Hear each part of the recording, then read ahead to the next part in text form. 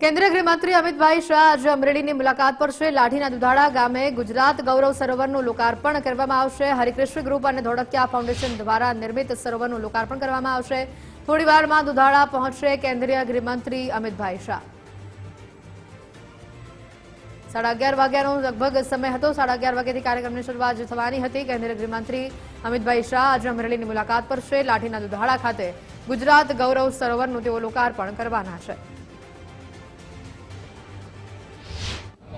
કેન્દ્રીય ગૃહમંત્રી અમિત શાહ ગુજરાતના પ્રવાસે છે ત્યારે અમરેલી જિલ્લાના લાઠી તાલુકાના દુધાળા ગામે ગુજરાત ગૌરવ સરોવરનું છે આજે લોકાર્પણ કરશે। થોડીવારમાં લાઠી તાલુકાના દુધાળા ગામે છે તે કેન્દ્રીય ગૃહમંત્રી અમિત શાહ છે તે પધારશે અને આ ગુજરાત ગૌરવ સરોવરનું છે લોકાર્પણ કરશે।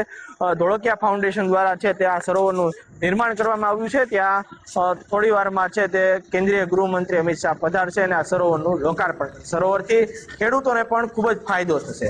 જૈનિક સોઈત્રા, ગુજરાત ફર્સ્ટ।